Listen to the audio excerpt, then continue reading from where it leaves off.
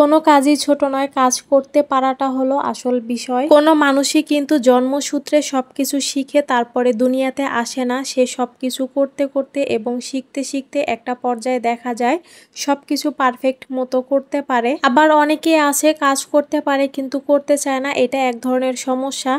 পারি না বলে সবকিছু চালিয়ে দেয়, এদিকে হাত পা গুটিয়ে অবসর সময় কাটায়, এটা কিন্তু এক ধরনের বড় সমস্যা। কোনো একটা কাজ নিজের হাতে করতে পারা এবং এই কাজটা সঠিকভাবে করতে পারা, এর ভিতরেও কিন্তু অন্য ধরনের আনন্দ লুকিয়ে থাকে এবং সময়টাও খুব সুন্দরভাবে কেটে যায়। আর সবার কথা জানি না, আমি কিন্তু আমার জীবনের যত কাজ আছে সব বিয়ের পরে বেশিরভাগ শিখেছি। বিয়ের আগে সেরকম শিখিনি, পড়ালেখা নিয়েই ছিলাম। কারো থেকে কোনো একটা ভালো রান্না দেখলে বা কারো একটা কাজ ভালো লাগলে আমি কিন্তু চেষ্টা করি ওইভাবে কাজটা করার জন্য। শুরুর দিকে একটু হিমশিম খেলেও আজকে কিন্তু একটা কাজ দেখার সাথে আলহামদুলিল্লাহ ওই কাজটা একদম সঠিক মতোই করতে পারি। আসসালামু আলাইকুম, কি অবস্থা সবার? আশা করছি আল্লাহর রহমতে সবাই অনেক সুস্থ আছেন, ভালো আছেন। এই তো আজকের সারাদিনের কাজের কিছু অংশ আপনাদের সাথে শেয়ার করব। তো সকাল সকাল ঘুম থেকে উঠে মেয়েকে রেডি করে দিয়েছি, তাকে নাস্তা খাইয়ে এবার তার টিফিনটা রেডি করে দিব। আজকে তাকে দিব ফ্রেঞ্চ ফ্রাই, সেজন্য আলুটা কেটে পানি ঝরিয়ে খুব ভালো করে টিস্যু দিয়ে মুছে নিয়েছি। তারপরেই তো তেলের ভিতরে ভেজে নিচ্ছি। আমি এই ফ্রেঞ্চ ফ্রাইটা কয়েক রকম ভাবে করে থাকি,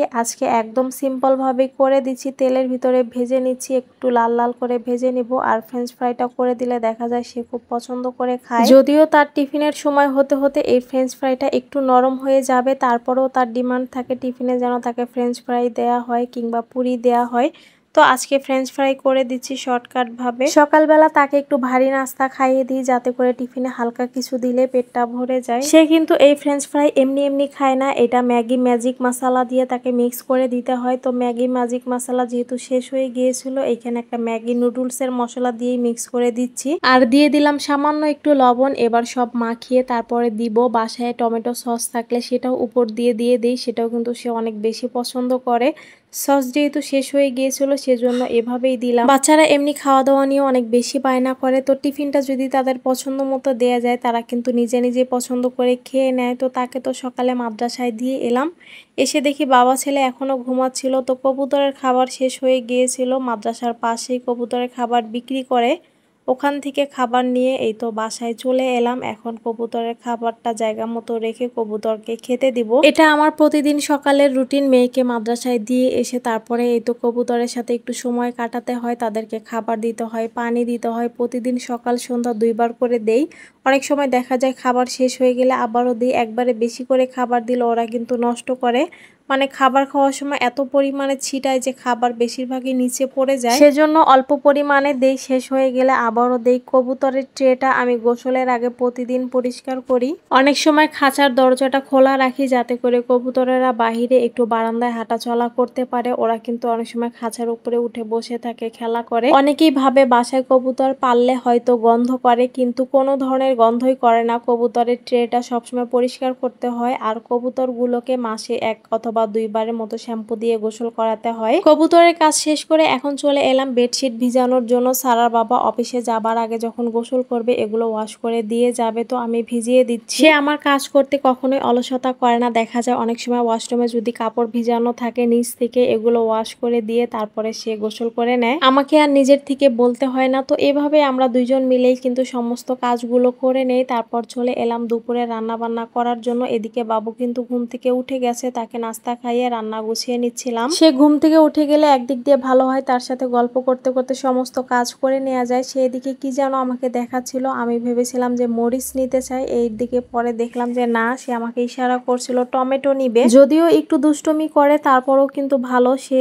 জেগে থাকলে আমার অনেকটাই সময় কেটে যায়। আর বাচ্চারা তো একটু দুষ্টুমি করবেই। এই তো আজকে মিষ্টি কুমড়া দিয়ে চিংড়ি মাছ রান্না করব আর পাট শাক দিয়ে ডাল রান্না করব, সেজন্য সবকিছু রেডি করে নিচ্ছিলাম। মিষ্টি কুমড়াটা যেহেতু একটু কাঁচা ছিল আর উপরে খোসাটাও কচি ছিল, যার কারণে খোসা সহই রান্না করব। ভিডিওর মাঝে একটু ছোট করে বলে নিচ্ছি, আপনারা যারা নতুন এসেছেন আমার চ্যানেলে, ভিডিওটি ভালো লাগলে অবশ্যই একটি লাইক দিয়ে দিবেন। আর একটা মোস্ট রিকোয়েস্ট থাকবে আপনাদের কাছে, চ্যানেলটিকে সাবস্ক্রাইব করে পাশে থাকা অল বাটনে ক্লিক করে দিবেন, যাতে করে নতুন ভিডিও দেওয়ার সাথে নোটিফিকেশন আকারে পেয়ে যান এবং ভিডিওটি দেখতে পারেন। এবং যারা ভিডিওটি ফেসবুক পেজ থেকে দেখছেন তারা পেজটিকে ফলো দিবেন, লাইক দিবেন।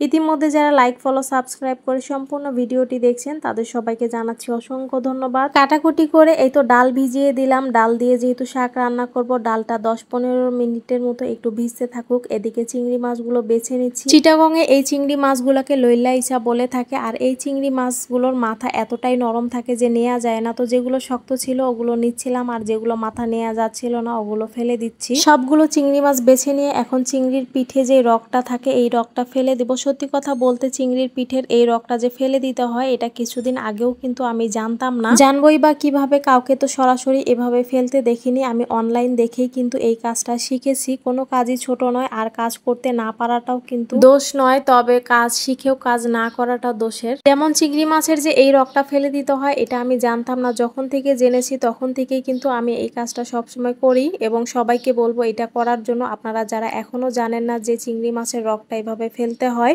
তারা অবশ্যই এটা করবেন, কেননা এটা অনেক ময়লা থাকে। তো একটা টুথপিকের সাহায্যে আলতো করে এটাকে টান দিলেই কিন্তু বের হয়ে আসবে। আস্তে আস্তে ধীরে ধীরে এই কাজটা করে নিতে হবে। তো এভাবে সবগুলো পরিষ্কার করে নিচ্ছি। কোনো মানুষই কিন্তু জন্মসূত্রে সমস্ত কাজ শিখে আসে না, সে দেখতে দেখতে এবং করতে করতে সব কাজ শিখে ফেলে। যেমন অনলাইন থেকেও মানুষ ভালো অনেক কিছু শিখতে পারে, আবার খারাপও অনেক কিছু শিখতে পারে। আপনি কোনটা শিখতে পছন্দ করবেন এটা সম্পূর্ণ আপনার ব্যক্তিগত ইচ্ছা। তবে ভালো জিনিস যদি চান তাহলে কিন্তু অনেক কিছু শিখতে পারেন। অনেকে আছে অনেক ভালো ভালো কন্টেন্ট তৈরি করে যার থেকে অনেক ভালো কিছু শেখা যায়। আর সবার কথা জানি না, আমি কিন্তু অনলাইন থেকে সবসময় ভালোটাই নেওয়ার চেষ্টা করি এবং বাচ্চাদেরকেও ভালোটাই দেওয়ার চেষ্টা করি। আমি টিভিতে বাচ্চাকে শিক্ষামূলক যে জিনিসগুলো আছে এগুলো দেখাই যাতে করে সে এগুলো আয়ত্ত করতে পারে। ড্রয়িং থেকে শুরু করে সূরা কেরাত সবকিছুই দেই যাতে করে সে এগুলো আয়ত্ত করতে পারে। সত্যি বলতে আমি আমার জীবনের অনেক কাজই কিন্তু অনলাইন থেকে শিখেছি। শুধু শিখেছি বললে ভুল হবে, আমি আজও শিখছি। আমার কোনো কিছু প্রয়োজন হলেই কিন্তু আমি অনলাইন থেকে শেখার চেষ্টা করি। যেহেতু আমরা গৃহিণীরা সবসময় ঘরের বাইরে যেতে পারি না,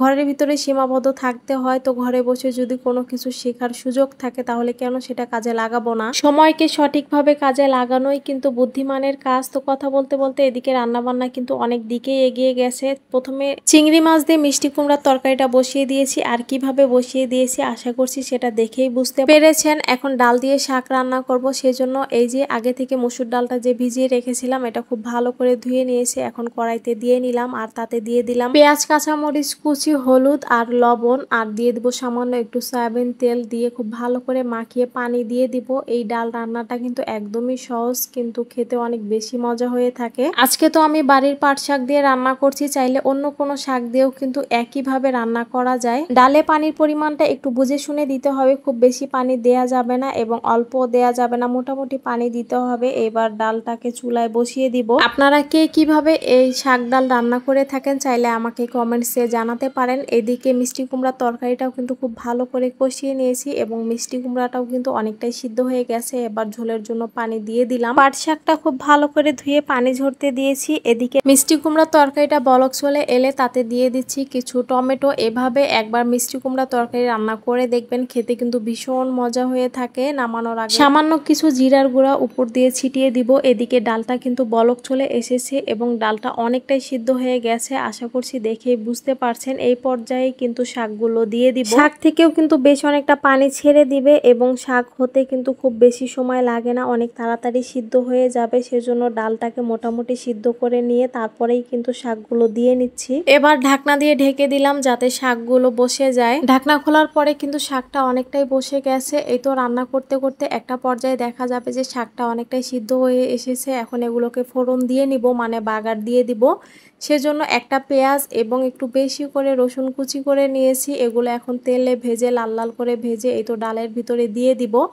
হালকা একটু নেড়ে চেড়ে নামিয়ে নিব, তাহলেই কিন্তু আমার শাক ডালটা রেডি হয়ে যাবে। একবার হলেও এভাবে ট্রাই করে দেখতে পারেন, খেতে কিন্তু অনেক বেশি মজা হয়ে থাকে। যেই খাবে সেই প্রশংসা করবে। যারা শাক এবং ডাল দুটোই খেতে পছন্দ করেন তাদের জন্য তো এই রেসিপিটা অনেক বেশি ভালো লাগবে। দেখলেনই তো রান্নাটা একদমই সহজ, খুব সামান্য উপকরণেই কিন্তু রান্নাটা রেডি হয়ে যায়। চাইলে খুব সহজেই রান্না করে নিতে পারেন। আজকে তাহলে এই ছিল আমার টুকটাক রান্না বান্না। কেমন লাগলো অবশ্যই কমেন্টস করে জানাবেন। আজকে এ পর্যন্তই, আপনারা সবাই ভালো থাকবেন। আসসালামু আলাইকুম, আল্লাহ হাফেজ।